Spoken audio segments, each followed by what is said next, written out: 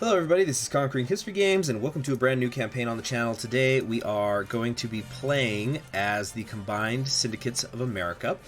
And I know some of you are saying, but don't you already have a Combined Syndicates of America campaign? And yes, that's true. But in that one, we went the Radical Socialist slash Syndicalist route of the CSA. And there's been so many events added, and plus it's so radically different the way that no, let's do that or something. Here you go. The way that I'm sorry, I'm like stuttering today. It's because I'm really annoyed about something that just happened, and I'll talk about it in a second. But we just finished up with that, okay, 1936, and, well, we didn't finish up with that, but I'm pretty deep into that campaign, and it's reached a point where I feel I can sustain it. But I also wanted to get a Totalist Combined Syndicates of America campaign going, because it's such a radically different country, and of course there's that whole rivalry between Browder and Foster, which is very, very fun. People seem to be, I was going to say people seem to be split, not split, but it's easier because Browder's name is easier to rhyme, so you can do the louder for Browder, so people are liking Browder more just because of that. Now, I'm not going to say which of them I am going to play as just yet. You're going to have to wait until after the Civil War to find out about that, and I'm going to try to make a thumbnail that does not give it away initially. Maybe I'll change the thumbnail once I've made my decision, so like when you hit part 4 or whatever where I choose, that's when we'll see them. So William Foster and Earl Browder were two people who in the original timeline were both heads of the Communist Party of America.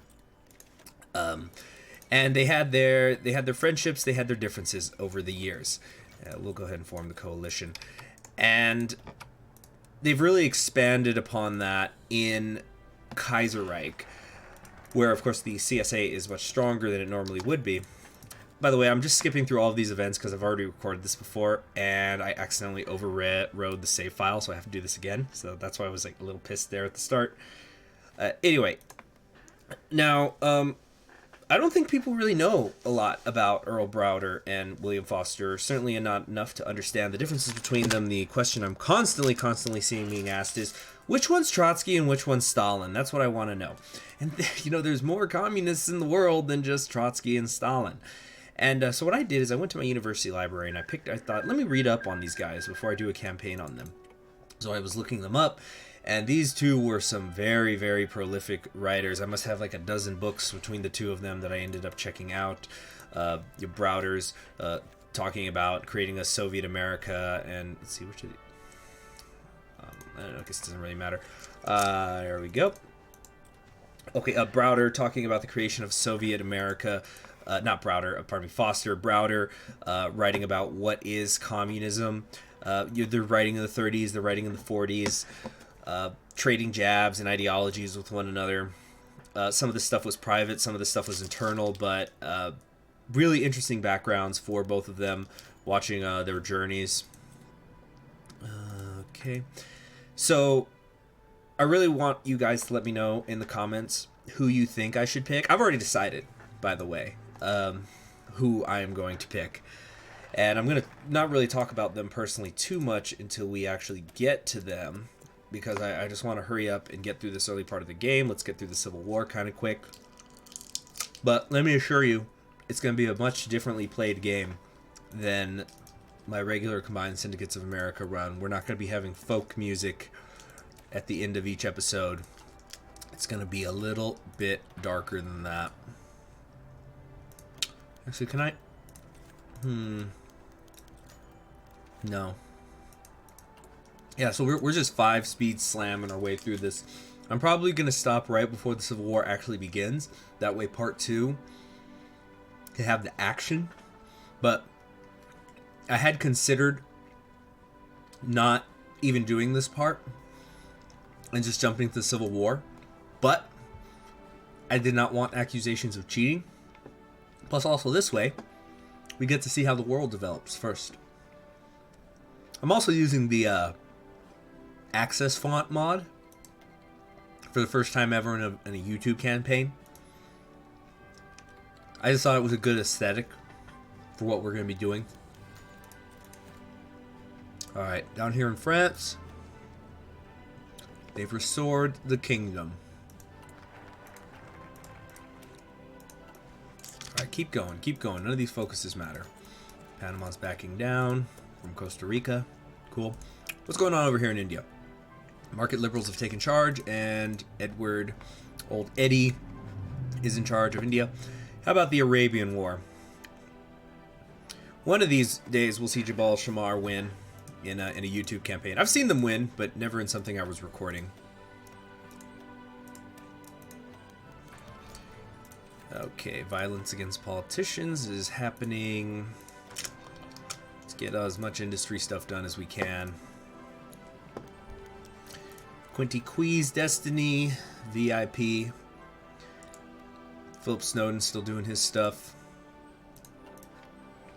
What's going on over here in Russia? Do we have Wrangle? Yep, we got a Wrangle over here, which I was hoping for, because that might mean we see Soviet Russia pop up.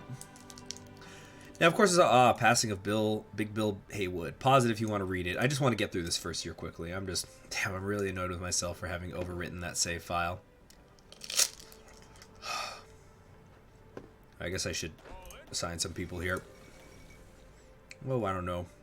Hey, Henry Arnold. That's right, he's got a portrait now. As for our general... Wait a second. Whoops. As for our general, let's go with Huebner. Just a solid guy. You know. Commanded the Big Red One. Was there at D-Day. Okay, let's do the Navy a bit. I'm really hoping for the Canadian intervention to happen. I really want it to happen. We'll have to see. Ooh, they're looking. Saudis are about to win it. If you ever want to know how to win as Jabal, just go check out my my guide on the two Arabias.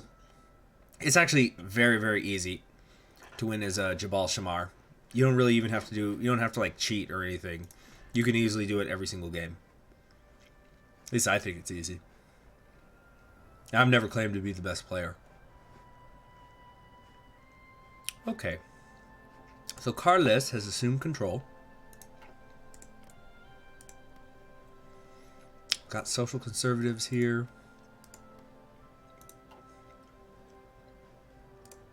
Going down here, Mexico still got Zapata. Maybe we could see a Mexican intervention on our side. I don't know. We're already to July. What time is it? It's been less than 10 minutes. Okay, we're clipping along steadily enough, all things considered. All right, U.S. Navy done. What do we want to do here? I guess like air supremacy or something.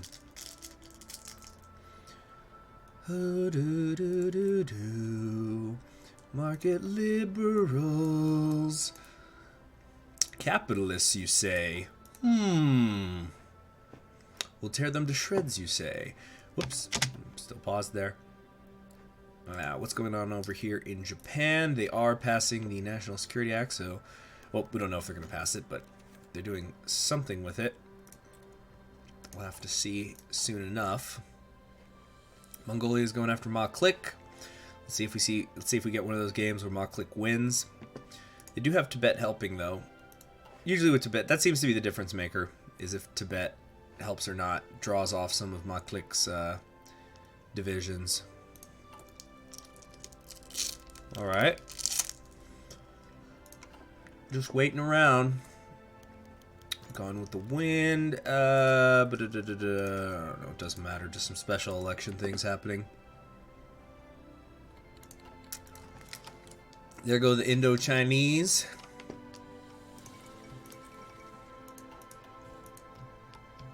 Always interesting to see who wins there. And Princely Federation has not made its choice yet. Iran went socialist.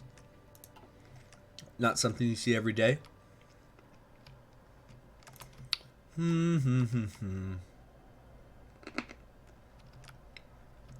Just waiting. Come on, we're already in September. 2 months to go. What's going on in the rest of the world? Nicholas Glaus in the Union of Britain. So we've got Cindy's in the Commune of France, Radical Socialists over here. And Italy, I think, has not made its choice yet. Or did they? Fighter development. I want this. Well, I guess it doesn't really matter. Let's do the, I don't know, Defend America's Trade or something.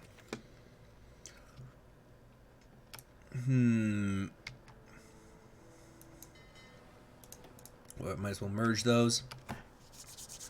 Yeah, I think we can get to the election. Maybe we can even start the Civil War today, depending on how quickly I can set up.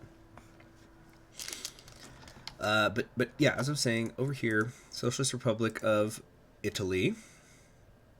Yeah, they have gone Cindy. It seems like they're sticking with that. Grande Revolución Cultural Proletaria. So we got 2 Cindy's and a Union of Britain. So we're the only totalists. Or it looks like we're going to be the only totalists.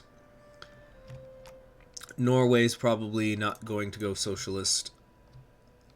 I don't think Nicholas Glaus ever... I'm not even sure he's allowed to make that decision. No, they really cleaned this up. When did that happen? Well, I think it was a couple patches ago. Australasians, Indians, support foreign comrades. Here we go, mission to Norway. He might do it. I don't know. What about in the rest of the world? What's happening? Defending America's trade is done. Princely Federation is still working on its economy. Can't say I blame them.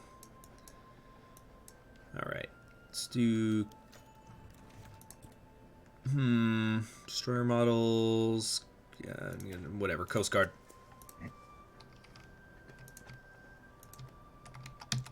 Almost there. Just a few more days. Paramilitary groups forming. We're getting ready. Now, as you guys know, I do like to roleplay these campaigns. So, we're going to be playing this out a little bit differently than we did when we played the Combined Syndicates of America. Some of you may remember that the far left parties in my original campaign, Combined Syndicates of America campaign, these 3 Socialist Party of Americas had something like a combined 40-something, like a high 40s, I think, percentage of popularity, while the America First Party was in the low 20s. And I had Huey Long win, which leads to the disgruntlement of the Socialist Party of America, so that the revolution happens. In this one, we're actually going to have Jack Reed win. In fact, I'm trying to think if I've had him win in any of my campaigns. Oh, no, I think he won in my Pacific States of America campaign. He's the one who I had win initially. So the America First Party is claiming that it was rigged. Sounds like a bunch of crybabies to me. And so we're waiting for... I'm starting to think it's not going to happen, though. We've been waiting for the Soviets to break out. There's still a threat. I don't know if it's going to happen. Hoover's criticizing me. You know what, Hoover? You don't matter anymore. Go back to your vacuum cleaners and shut up. Let's come over here. Let's get, I don't even know, man. Let's give me the destroyers or something. So in this particular campaign, we're going to be seeing what happens if Reed does become president. And of course, he tries to enact a few executive orders. He's going to be trying to pack the court, things like that. So we're going to be definitely seeing a little bit more of an authoritarian take on him, relatively, more centralist take. And that's going to influence the movement as a whole, which is what's going to lead to the Totalists becoming the dominant faction, as we will see. Of course, there's going to be people who have a problem with that. I think the BME is not going to be very happy being a field marshal for us. But that's the kind of stuff that's going to happen after the Civil War. Now, I don't know when you guys are watching this, because I do have other series that I'm trying to wrap up right now. I just wanted to at least get through the Civil War section of this, and then will kind of have it as a backlog ready to go. But also I wanted to do this so I can start to have some save files of what's going on inside of the Totalist United States of America, or Totalist Combined Syndicates of America, or the USAS, I think it's called, United Syndicalist American States. I forget what it's called right now off the top of my head when you go Totalist, but that way I can get working on guides, because as I'm trying to also narrow down the amount of campaigns I've got going at once, because, geez, I was hit with Kaiserreich got updated, Moe Reich got updated, Equestrian War got updated, a huge update, and then I got the early access copy to what's it called? Holy Fury for Crusader Kings 2. So I just had all this stuff that I felt that I had to do campaigns in. So now I'm trying to narrow that down. All right. Inaugural address. Two-party system has broken down. We are going to work for the good of all Americans. You know, pause it if you want to read these events. I just want to get through this.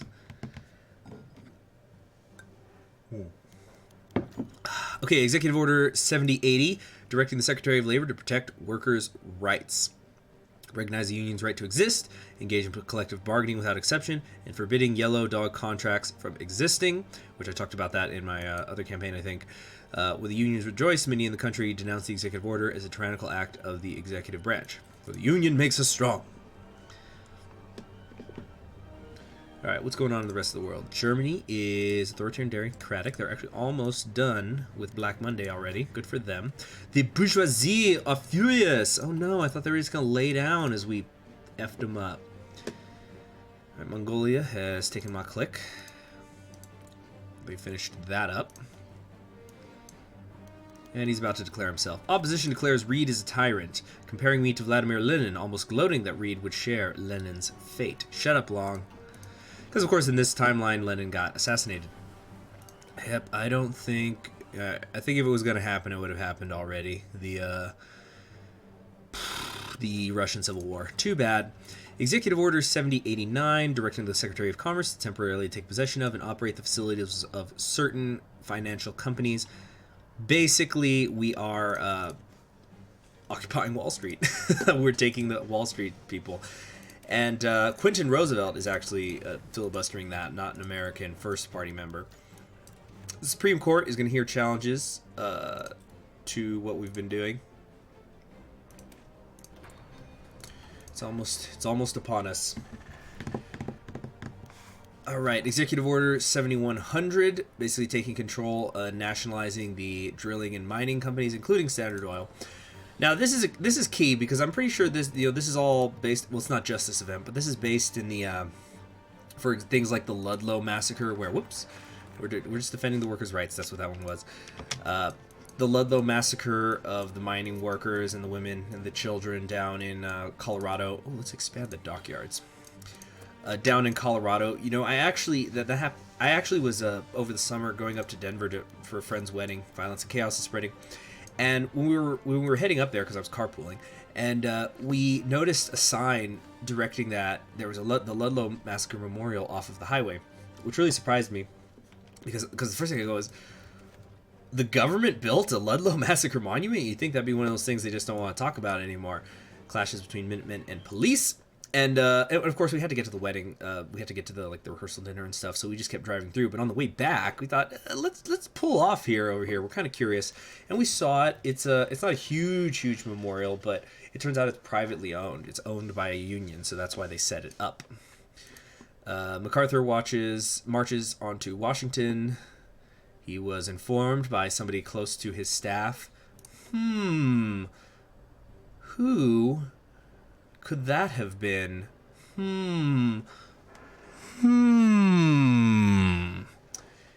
Anyway, my allegiance was to the Republic, MacArthur, to democracy!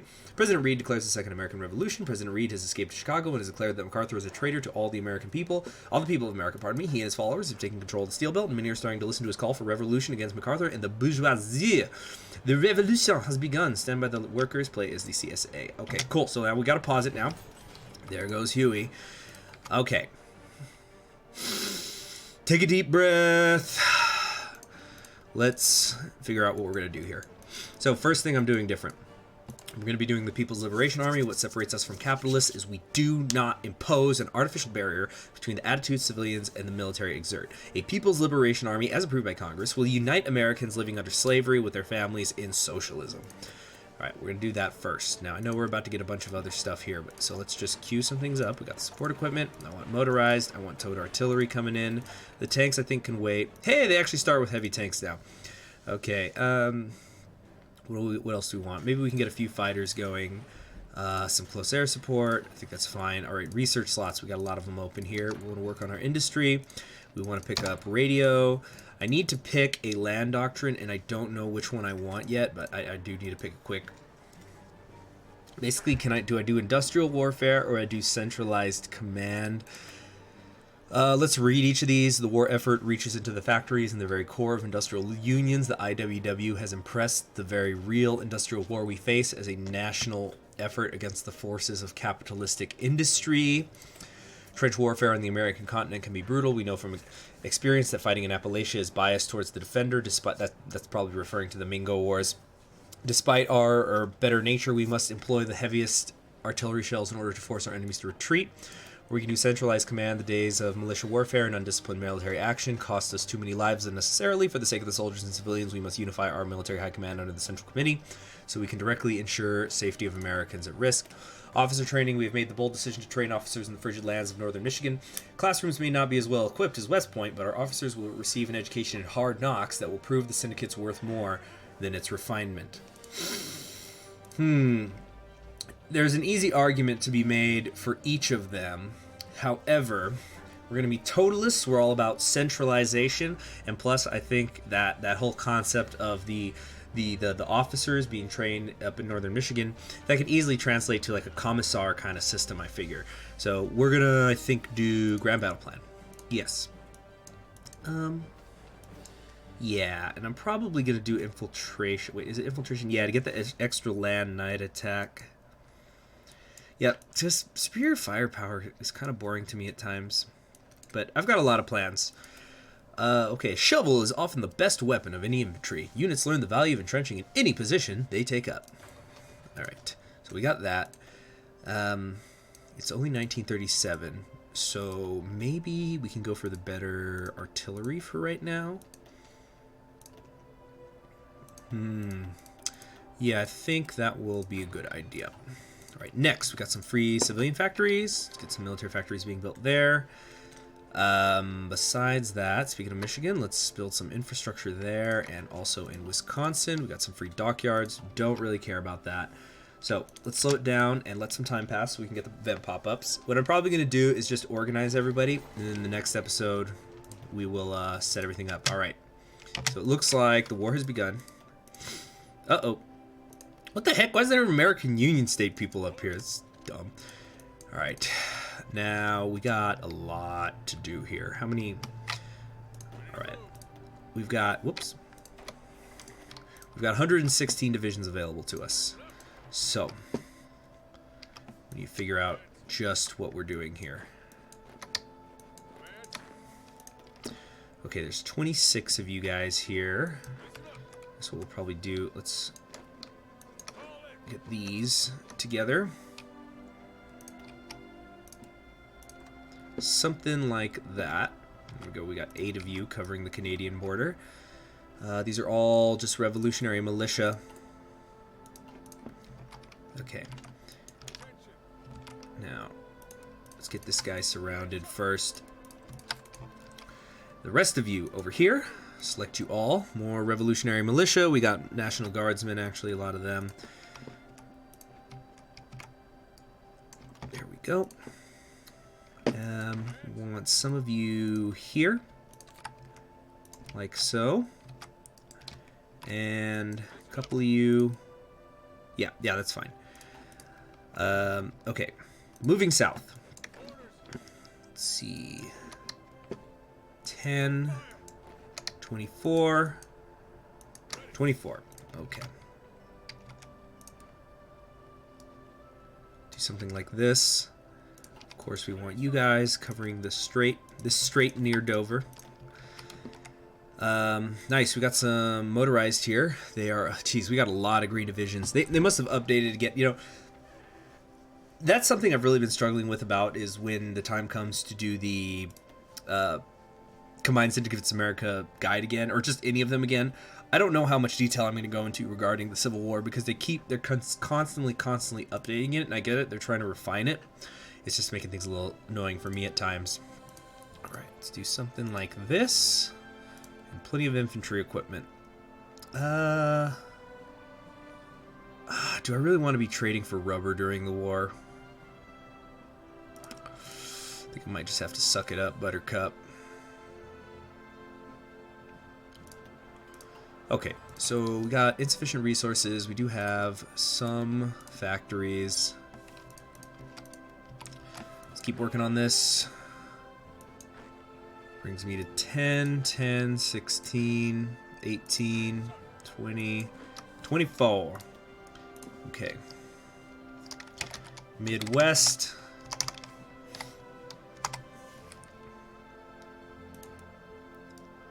Something like that.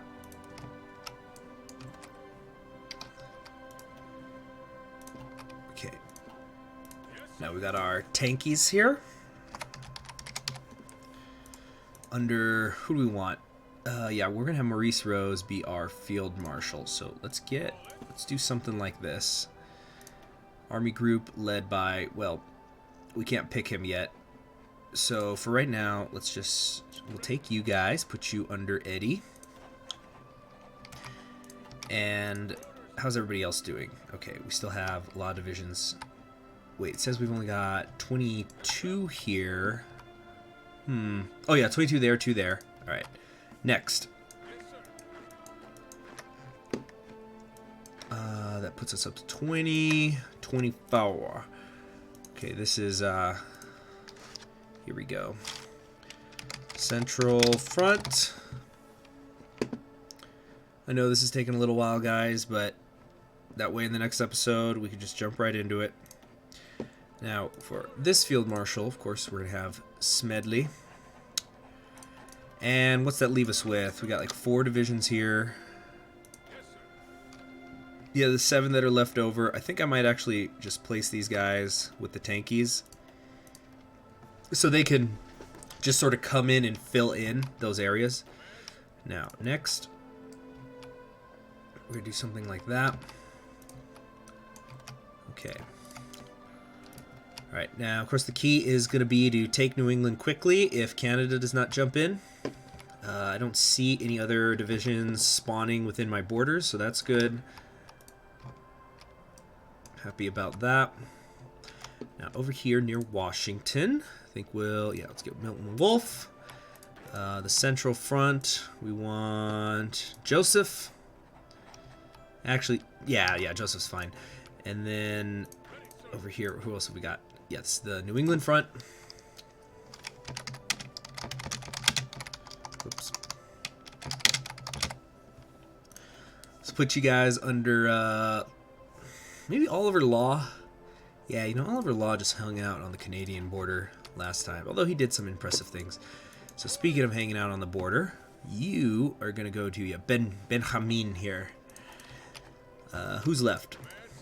The Midwest Front. Maybe Holdridge? Or John Tysa? No, we'll go Holdridge.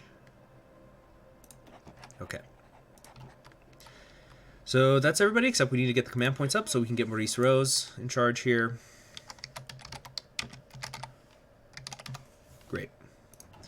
So, dockyards, don't care. I think we can unpause a little bit. Is everybody... Wait, no, I just realized everybody's not assigned. There we go. Canadian Front. Alright, is everybody assigned yet? Canadian Front, Midwest. Here we go, Army 4. So this is going to be East Coast. Alright, so everybody assigned now. Oh yeah. And then People's Liberation Army. Alright, is everybody assigned now? Tankies, Tank Forces, Liberation Army, Central Front, New England Front, East Coast, West Coast. Let's see.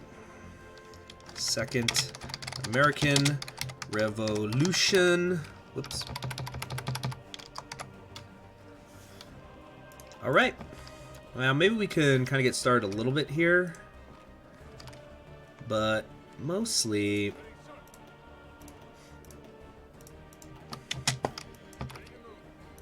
They called in Liberia. Wow, now we're in trouble. Commune of France has sent equipment. We're just looking for any initial things we can do. I'm not going to move these motorized divisions just yet because I'm pretty sure we're going to see some spawns. All right. Second American Civil War. I'll actually just read this and then call it a day. Second American Civil War. To those not in the know, it might seem like the crisis in the United States came out of nowhere, but experts agree this was a civil war years in the making. Since the collapse of the New York Stock Exchange in 1925, the economy of the United States has been sluggish and mired in deep recession. Now the United States has collapsed into an all-out civil war between the supporters of the federal government, the combined syndicates of America, and the right-wing American Union State. Volunteers are pouring in from around the world to support one faction or another, with some characterizing the bitter ideological conflict as simply part of a wider global clash of ideals. The destiny of America is at stake.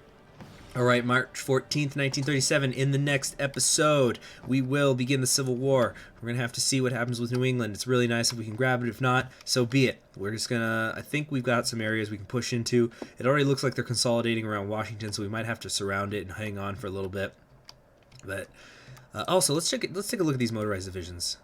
Okay, I just wanted to check this real quick after... Do they actually have motorized in them? Okay, yeah, after that whole... I guess they got rid of the heavy tanks because they were spawning but didn't have heavy tanks in them. Who knows? Who makes the world? Anyway, I'll see you all in the next one. Please subscribe if you haven't already.